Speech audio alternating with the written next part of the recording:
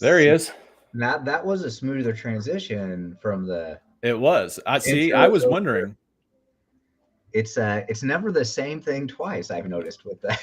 Well, I think it might be because, well, I don't know. I don't know if it has to do with bandwidth or if it has to do with I changed browsers again because, you know, you've got to have 15 browsers installed in order to be able to browse the internet today.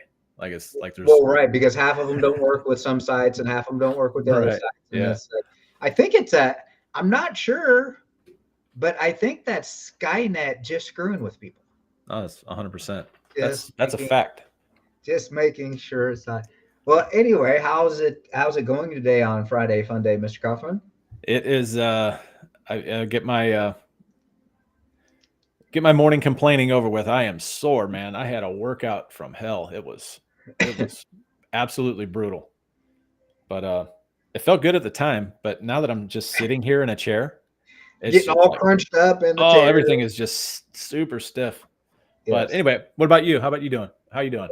It's not going too bad. Hopefully, we're going to walk a couple properties this afternoon. Going to get some measurements on our new flip condo. Even like it's we're going to be like we have a little niche there, Yeah. the condo niche and all that stuff too. Maybe if I remember right, I'll do a little YouTube live from the new condo or whatever. But I probably won't remember because not exactly what I like to do is like to walk around and film yourself.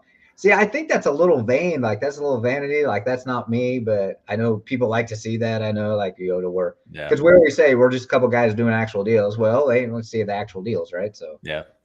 Well, I was showing that to someone the other day, and hard to believe that came off of the MLS. That is amazing. I mean, that's a smoking deal. Yes. Even more amazing is it's move-in ready nearly. You know, I mean, it's not updated. But somebody could move in there very, very easily. In fact, it's already past the occupancy and all that good stuff. So, yeah, it's wild. Yeah, and I actually talked to my wife about moving in there too. By the way, it's a whole separate conversation, and she's so far adamantly opposed, but I'm still working. You're chiseling away. Still working on it. Working on it. So it's all good. So, welcome to the Creative Real Estate Investing Mastery podcast. I know mouthful. It's a mouthful, but it is so meaningful if I can get it out. That is. What is our topic today, Mr. Kaufman? Okay. Well, I was just I'm constantly reminded because I go out in I go out in the Facebook groups and I just kind of troll. I'm not really a troll because I don't respond. I think trolls respond, but I'm a creeper. Yeah. I definitely creep the Facebook groups. Yeah. And I just there's always this big mystery around insurance and subject to deals. So I thought that we would cover that topic today because there's definitely dude, I've seen some creative some really creative ways that people think they're going to insure these properties, and I laugh because it is kind of comical what I've seen out there, but it is no laughing matter because unless you've never had to file a claim. Oh God. You got to understand. It is very, very dangerous how some of these insurance policies are being structured. So I thought we'd jump into that. I'm going to try and make this a really quick podcast today. Besides me complaining about being an old man, there's plenty going on. This topic really shouldn't take that long. Pretty tactical. Yeah, pretty straightforward, tactical kind of topic. Yeah, it's a very. We're just going to take all the mystery out of it because it's a very, very simple thing to do. And I think the very first thing that we need to understand before we get into any of the details of this is that if you buy a property subject to,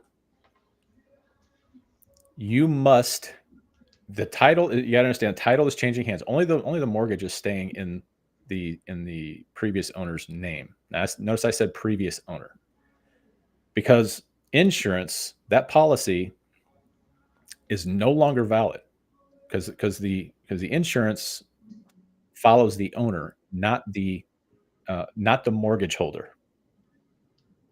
Meaning that policy follows the whoever is on legal title.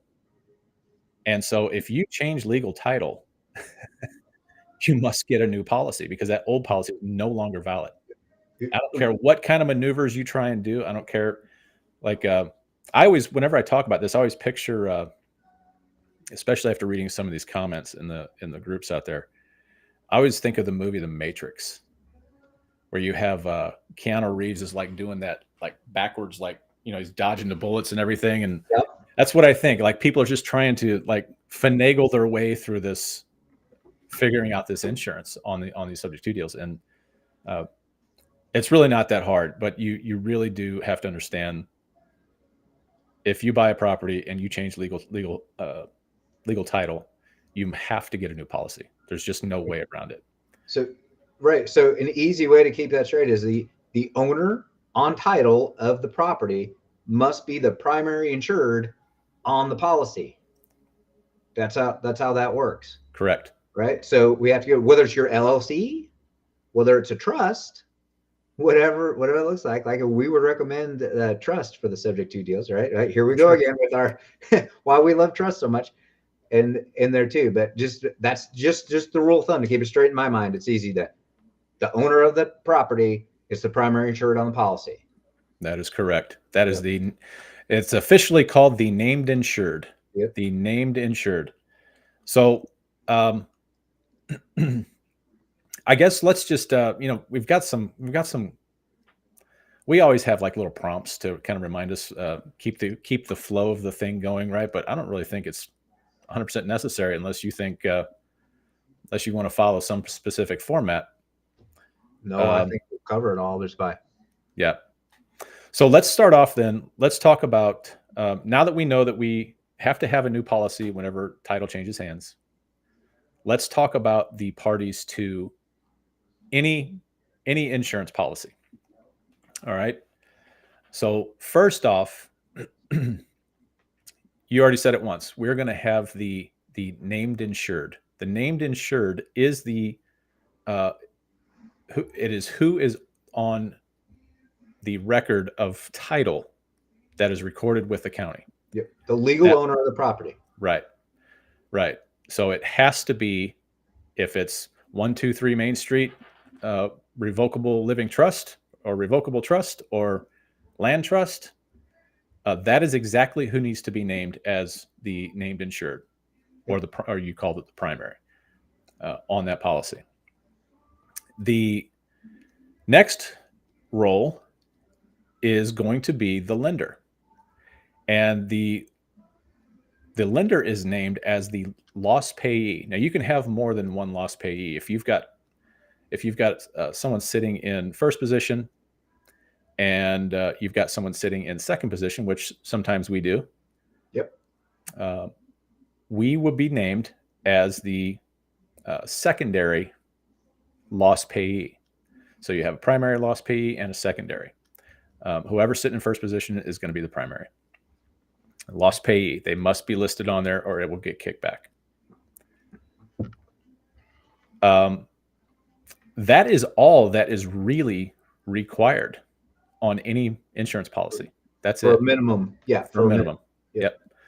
If you have a loan on it, there's going to be a loss payee and then the named insured. That's it.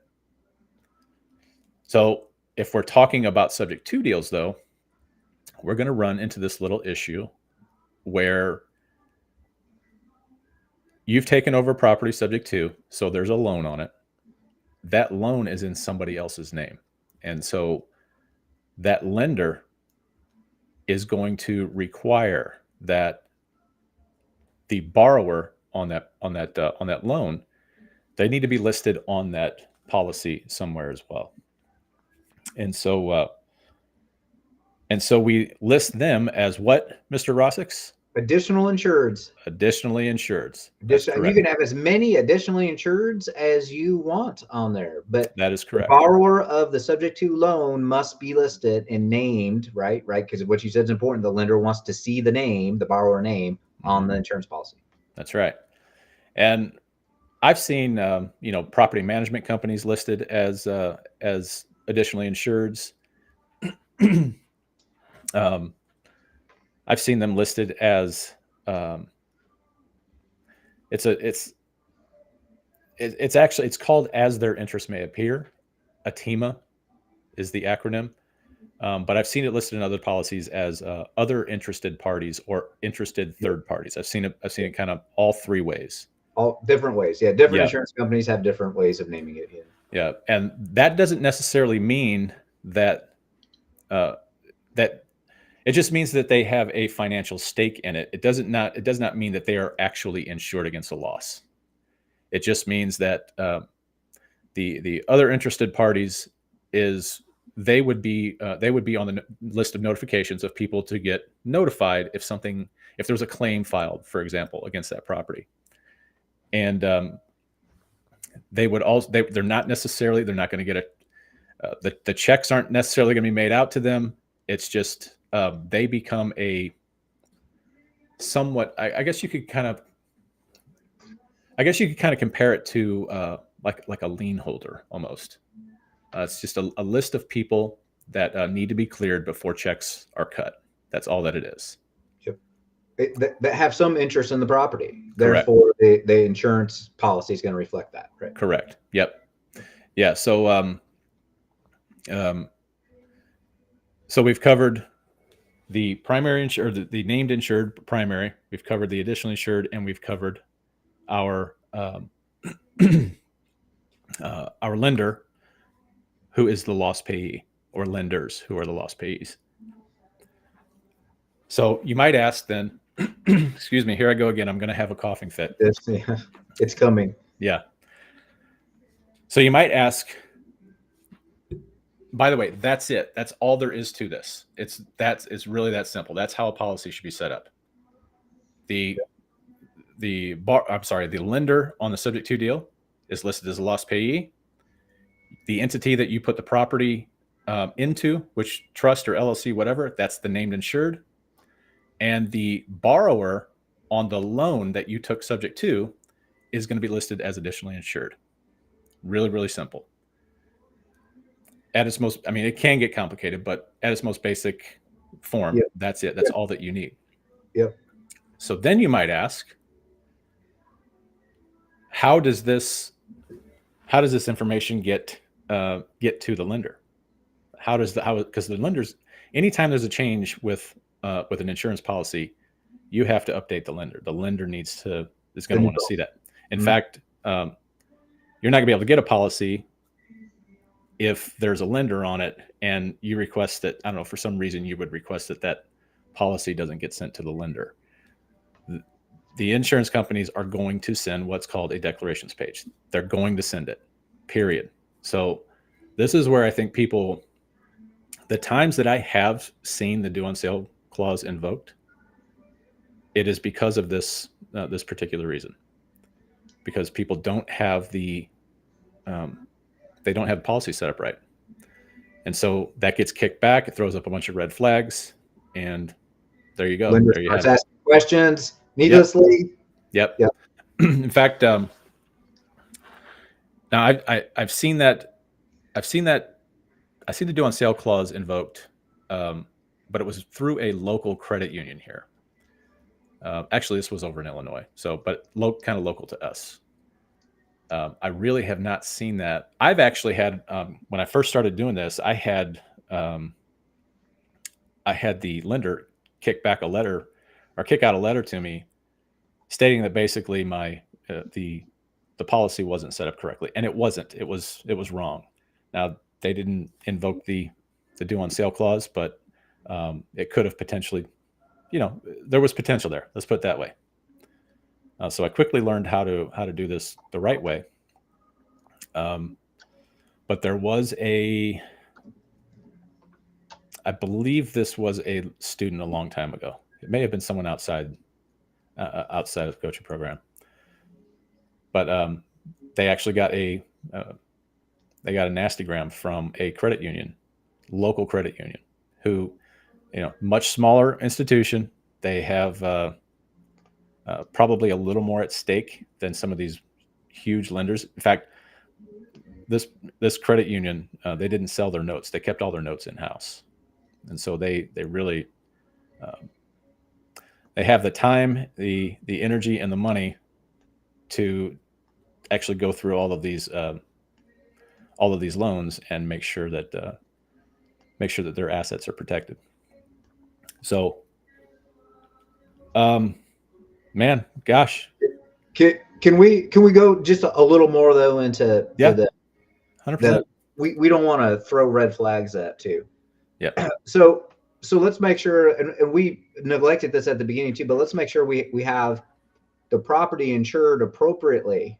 Oh, that's a good Right from the call. beginning, right? Yeah. Like we need to, if it's a rental property, it needs to be a landlord policy. If it's going to be owner occupied, it needs to be, a regular homeowner's policy. So let's make sure you have the right type of policy, right? Because that'll send up a red flag too. Yep. But what's the reason why Jeff and I harp on and tell everybody to go run right now and buy our trust package to put these properties in trust? Why do we say that? Because the lender, remember when you change the insurance, the lender is going to get notified. So we are in the business of getting the red flags put away in the drawer before anything ever happens. Insurance companies and lenders both see trusts every day. People do all kinds of different trusts every day for family planning, right? There's living trust, there's all kinds of trusts.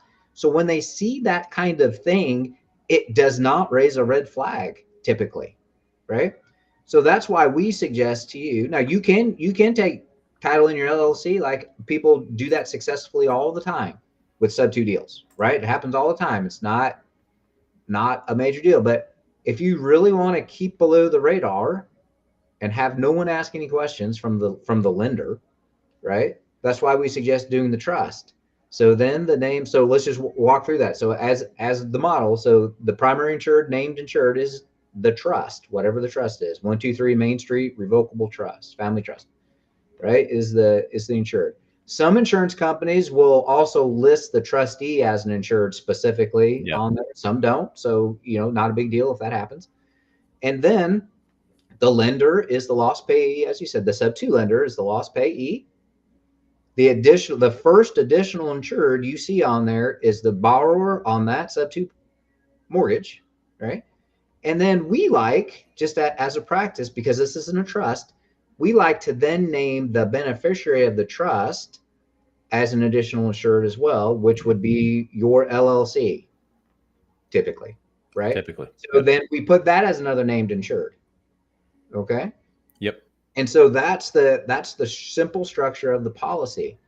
One other thing too is we always recommend you getting a new policy. Like when you get the subject to deal, you get a new policy. Okay.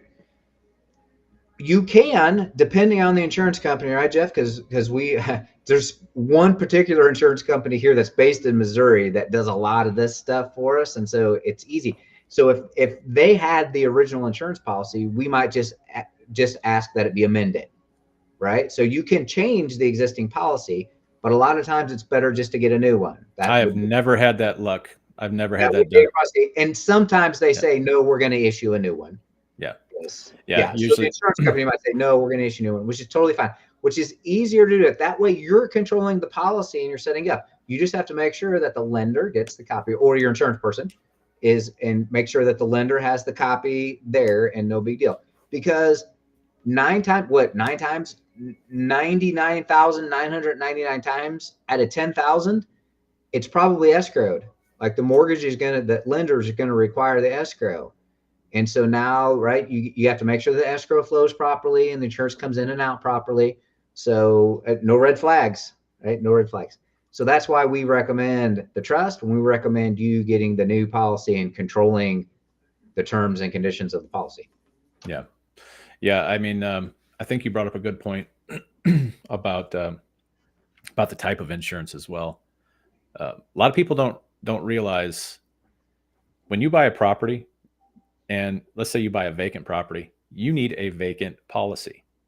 If that property is vacant, if you buy it, you have basically 30 days. If you buy a property vacant, you have 30 days to get the correct um, designation, the correct, if it's vacant, but just right off the bat, you just get a vacant policy. A vacant policy is generally going to be a little more expensive. Um, and by the way, something that a lot of people don't talk about, but your insurance policy, your premium is based upon your credit history. Mhm. And a lot of folks don't recognize that. They were pleasantly surprised when you go out and you buy a property and you look at what some of these sellers are paying on their premiums. And it's like, Yeah. holy mackerel. We saw one the other day. I don't know if it's right because it's so high. I think there was some other fee associated with it. And this is one of the guys in the coach program. And it was like $2,700 a year for a property that's, I think the value of it was like 180 something or Yep. something like that. Yep. Yeah, just outrageous. Oh, it's unreal. And so that would actually be part of your due diligence if you get one of these properties under contract, is to get an insurance quote, because yours, if you have good credit, or if it's going to be a rental property, or in our case a seller finance property, get a quote, because that could be, let's say, like, for example, I have a minimum requirement that I need to make on cash flow for every property, regardless of its price point. I really need to make, I have a minimum. My minimum, I'll just go ahead and say it. My minimum, I have to make at least $400 a month right now on any cash flowing property. Yeah, buy and hold. Yep. Right. So let's say though that I run my numbers and I'm sitting at, I don't know, maybe I'm sitting at 350 or something like that. Well, what if I go out and get an insurance quote that puts me over that 400?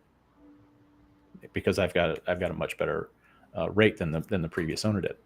So not a lot to it, but there are some little nuances that you need to understand about how insurance works. And once you have, go ahead. Oh yeah, no, I'm sorry. Go ahead.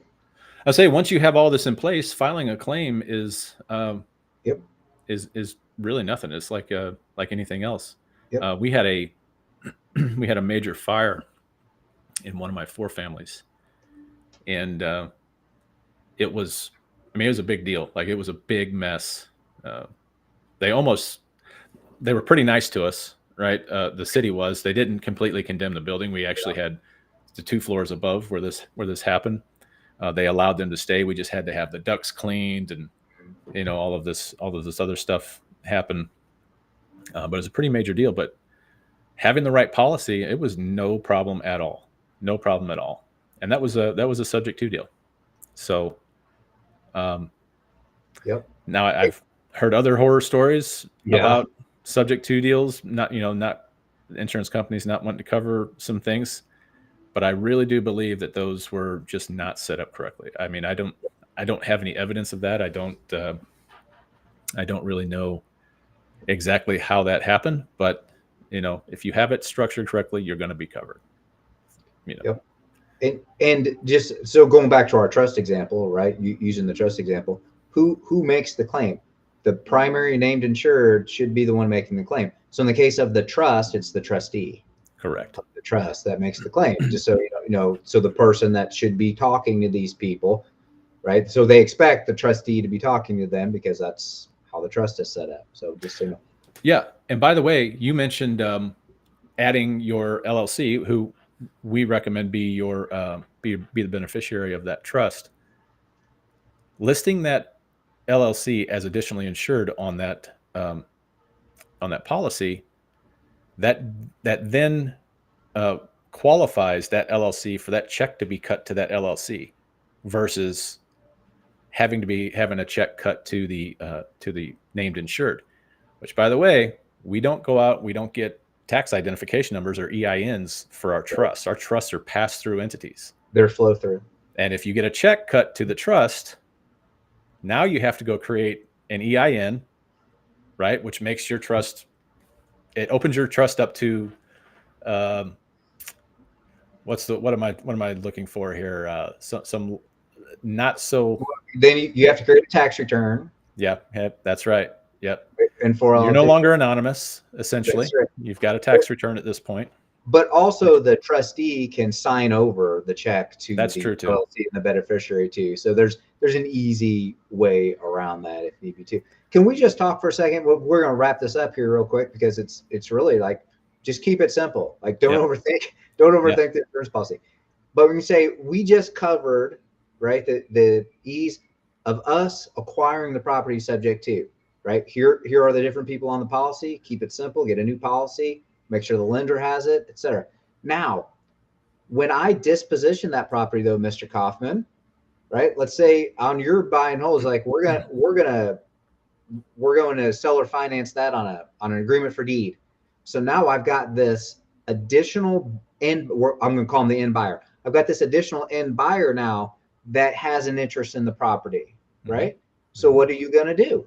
You're going to add that person as an additional insured on the policy, and you still control the policy, right? And then if you create a note, if you create a trust, you can list yourself as the lost pay, your LLC as another lost payee, right? Right. And then you double overs yourself, right? Yep. Yeah, that's a really, really good point. Because when you sell or finance your properties, uh, when you sell or finance, at least in our area, I've heard this both ways, but at least in our area, when you sell or finance a property, um, technically your buyer should be able to go out and get a policy. They should be able to, but they can't because the insurance companies generally don't recognize contract for deed as it's not a legal sale. So there's no legal Right. there's no legal change in title. Title's not changing, only on So, the wrap. Yeah, right. if you did a straight wrap, yeah. And so what you have to understand, this is really important if you're going to sell or finance on contract for deed. If your buyer expects the contents of their property to be covered under a policy, they have to go out and get a separate rental policy. Yes. Yep.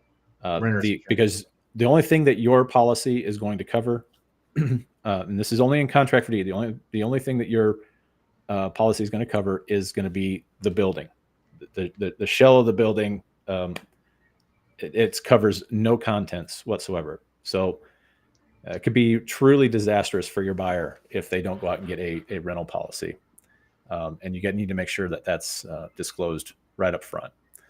And like you said, if you're going to sell on a note, if you're going to sell, if you're going to give them legal title, then you will absolutely, they will have to go out and buy a new policy.